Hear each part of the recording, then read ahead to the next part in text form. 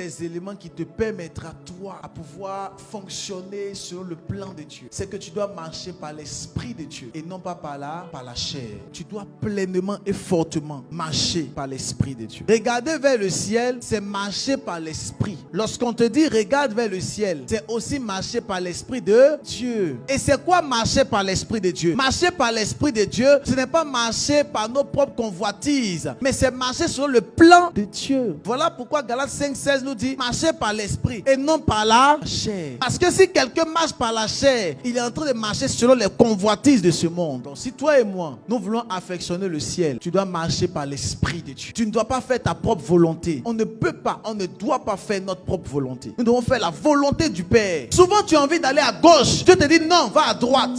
Souvent tu as envie de monter, Dieu te dit non, attends un peu. Souvent tu as envie de faire ça, Dieu te dit non, c'est pas le temps, attends. Tu dois marcher par l'Esprit de Dieu. Souvent tu as envie de passer à une autre étape, tu as envie d'entrer dans tel ou tel domaine, Dieu te dit non, patiente un peu, c'est le temps de faire ça pour l'instant. Non Seigneur, moi je vais faire ça. Il dit non, attends. Beaucoup d'entre nous, lorsque Dieu nous dit attends, on prend le attends comme le non-exaucement. Quand Dieu nous dit attends, tu prends le attends comme si Dieu ne t'a pas exaucé. Quand Dieu te dit patiente, tu prends le patiente comme si Dieu exauce les autres et toi il ne te calcule pas. C'est savoir s'arrêter quand il faut s'arrêter par l'Esprit, savoir bouger quand il faut bouger, savoir courir quand il faut courir, savoir sauter quand il faut sauter. Marcher par l'Esprit de Dieu. D'habitude, tu as l'habitude de prendre le métro pour aller au travail. Aujourd'hui, Dieu te dit non, ne prends pas le métro, mais prends le bus. Seigneur, je suis déjà en retard. Si je prends le bus là, je serai en retard. Dieu te dit prends le bus. Elle n'écoute pas. Elle dit ça c'est la voix d'un démon, arrière-démon Satan. Elle prend le métro. Elle dit ah le métro est en retard. Finalement elle arrive en retard au travail. Ou soit elle prend le métro et elle rate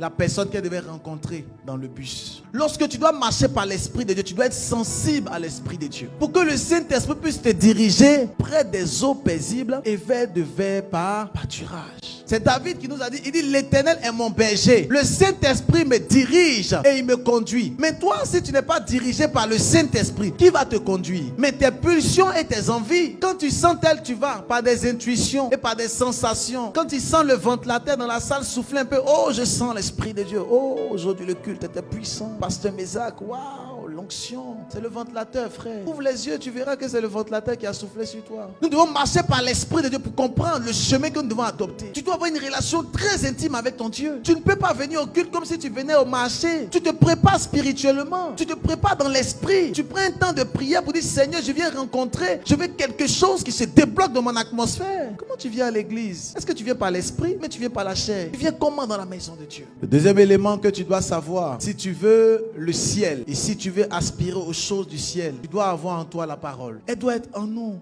Elle doit être sur nous. Et la Bible dit que la parole était au commencement. Et la Bible continue pour dire qu'il y a des personnes qui n'ont point reçu la parole. Le deuxième élément que j'aimerais te dire qui est très important. Tu dois marcher par la parole de Dieu. Tu ne dois pas marcher par des visions, ni par des prophéties, ni par tes intuitions, ni par ta pensée. Si quelqu'un veut regarder au ciel, c'est quelqu'un qui marche par la parole. Il marche par ce qui est écrit dans la parole. Quelqu'un vient te dire tu mourras. Tu vas regarder dans la parole. Qu'est-ce que Dieu dit? Est-ce que Dieu t'a dit que tu vas mourir? Quand quelqu'un vient et te prophétise, je vois que tu seras pauvre. Tu vas voir dans la parole. Est-ce que Dieu t'a dit qu'il t'a créé pour être pauvre? Un nouveau évangile qui sort et qui dit que les chrétiens sont appelés à la pauvreté et là ils vont aller au ciel. Va lire la Bible. Est-ce que c'est ce que Dieu a dit? Il faut s'occuper d'abord de sa famille et puis ensuite Dieu vient après. Va lire la Bible. Est-ce que c'est écrit dans la Bible? Qu'est-ce que Dieu dit en fonction des situations? Et beaucoup d'entre nous voulons regarder au ciel. Nous voulons que Dieu nous bénisse. Mais le problème, c'est que nous ne choisissons pas d'aller regarder la parole de Dieu.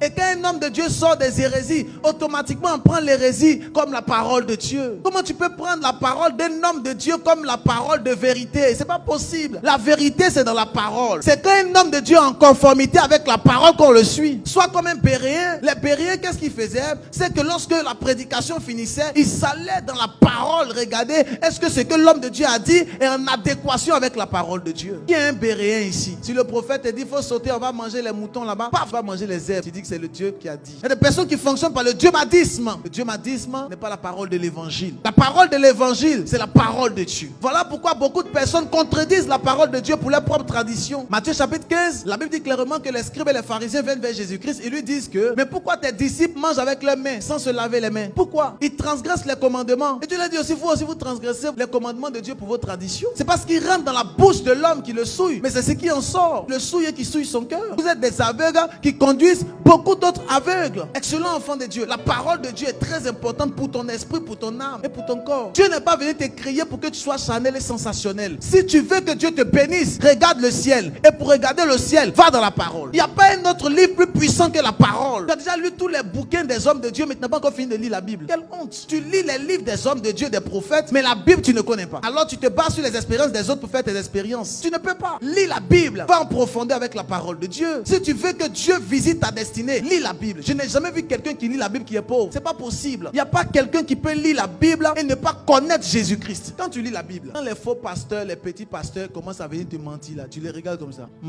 C'est comme ça. Parce que toi, tu as la parole de Dieu en toi. Tu n'as pas besoin de discuter parce que tu connais la vérité. Vous connaîtrez la vérité fera quoi? Elle t'affranchit de quoi? Elle t'affranchit des personnes qui viennent contre toi. Quand on dit la vérité t'affranchira, ça veut dire qu'il y a des personnes qui ne veulent pas que tu sois affranchi. Mais comme tu as la parole de Dieu en toi, tu les regardes comme des idiots et des fous. Parce que ce qu'ils te disent, c'est comme des hérésies. Mais si tu ne connais pas tout ce qu'on te dira, tu prendras ça comme une parole d'évangile. Si je suis en pleine prédication, un homme de Dieu, il est en pleine prédication. Amen, amen. Enlevez vos manteaux. L'Éternel va vous bénir. Prenez vos manteaux et donnez ça à l'homme de Dieu en offrande. Tu vas faire. Oui, tu vas faire ça. Maintenant, il faut regarder dans la Bible. Qui a pris son manteau pour donner, pour faire? Qui a fait ça? Et sort. Alors on t'invente des choses. Et toi, comme tu fais tout. Le nouveau évangile, un homme doit prendre 3 femmes. Il y a un autre qui dit amen, je reçois. Il y a même une femme qui dit oui, je suis d'accord. Il y a beaucoup de femmes plus que d'hommes. Donc dans les hommes, on doit avoir beaucoup de maris ou beaucoup de messieurs. Pourquoi? Un problème de compréhension de la parole de Dieu. Lorsque Dieu a créé Adam et Ève, est-ce qu'il a mis Steve à côté? Pourquoi il n'a pas mis Afoué à côté? Parce que lorsque Dieu a créé toutes choses étaient bonnes. Lorsque Dieu a créé Adam et Ève, il a dit c'était bon. Après l'homme s'est corrompu. Mais pourquoi tu veux prendre la corruption comme le plan parfait de Dieu? Le plan parfait de Dieu c'est Adam et Ève. Il n'y avait pas Afoué à côté. Il n'a pas mis Matt à côté.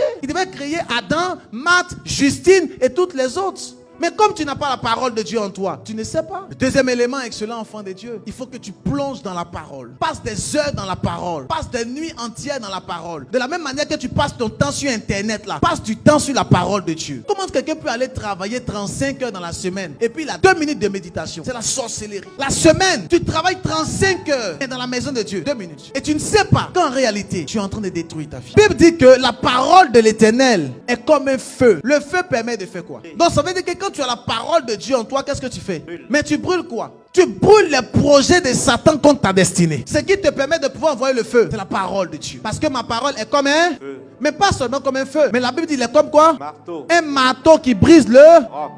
Alors, lorsqu'on parle de briser le roc, c'est le symbole de quoi? C'est le symbole des difficultés, des obstacles qui sont en face de toi. Le fait que tu n'arrives pas à te marier, ça fait 65 ans, c'est un roc. Le fait que tu n'arrives pas à entrer dans ton projet, ça fait maintenant plus de 10 ans, c'est un roc. Le fait que tu n'arrives pas à avoir tout ce que tu demandes, c'est un roc. C'est le diable qui te résiste. Le fait que tu n'arrives pas à entrer dans ton appel, c'est un roc. Tu n'arrives pas à avoir tes papiers, ça fait maintenant plus de 15 ans, c'est un roc. Qu'est-ce qui te permet de briser cela? On n'a pas dit, c'est lorsque tu vas commencer à construire les hôtels, comme si tu veux construire une maison. Beaucoup de personnes en France, quand tu les regardes, ils font même pitié, excellent enfant de Dieu. Parce qu'ils sont dans la dépravation, fatigués, ils ne savent pas quoi faire. Ils traînent un gros fardeau, un lourd fardeau. Tu le vois comme ça, c'est comme une momie. Or, Jésus-Christ nous a dit, venez à moi, vous tous qui êtes, et je vous donnerai du...